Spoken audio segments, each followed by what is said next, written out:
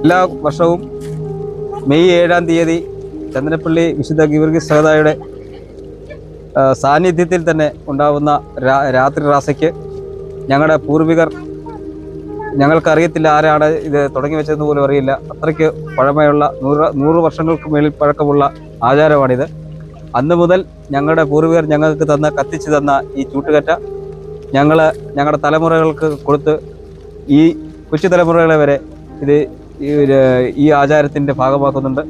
ഞങ്ങൾ ഇല്ലാത്ത കാലത്തും ഞങ്ങളുടെ അടുത്ത തലമുറയും ഈ ആചാരം, ചന്ദനപ്പള്ളി പുണ്യാളൻ ഉള്ള കാലത്തോളം ഈ ആചാരവും നിലനിൽക്കും.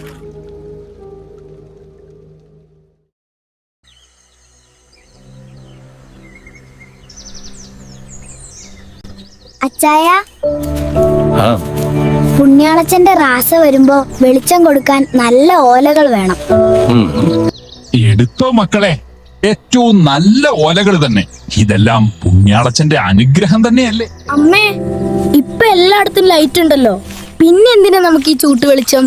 മക്കളെ, അതൊരു പഴയ കഥയാണ്. വരൂ, ഇവിടെ ഇരിക്കൂ, ഞാൻ പറഞ്ഞുതരാം. പണ്ടൊരിക്കൽ നമ്മുടെ അപ്പൂപ്പന്മാരുടെ കാലത്ത് പെരുന്നാൾ റാസ നാടിന്റെ 4 അതിർത്തികളും ബന്ധിപ്പിച്ചുകൊണ്ടിരുന്നു. ഒരു ദിവസം റാസ വളരെ ഭംഗിയായി മുന്നോട്ട് പോകുമ്പോൾ പെട്ടെന്ന് ആകാശം കറുത്തു. വലിയ മഴ പെയ്യാൻ തുടങ്ങി. തീവട്ടിയും പന്തങ്ങളും മെഴുകുതിരികളും ഒന്നൊന്നായി അണഞ്ഞു. എങ്ങും ഇരുട്ട് മാത്രം. റാസ മുന്നോട്ട് പോകാൻ പോലും കഴിയാതെ നിന്നു.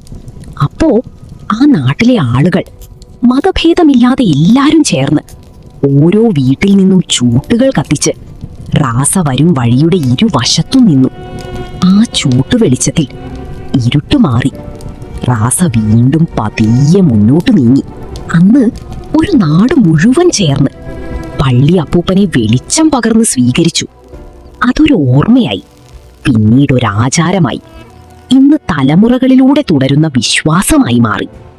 മക്കളെ, നമ്മൾ ചൂട്ട് കത്തിക്കുന്നത് വെളിച്ചം കൊടുക്കാൻ മാത്രമല്ല, നമ്മുടെ സ്നേഹവും വിശ്വാസവും കാണിക്കാനാണ്. എന്റെ പുണ്യാളച്ചാന്ന് വിളിച്ച അവൻ നമ്മളെ കേൾക്കും, നമ്മളെ കാത്തു സൂക്ഷിക്കും. എങ്കിൽ എനിക്കും വേണം ഒരു വലിയ ചൂട്ട്. എനിക്കും. ഒരു നാട്, ഒരു വിശ്വാസം ചൂട്ട് വെളിച്ചമായി ഇന്നും തെളിഞ്ഞിരിക്കുന്നു.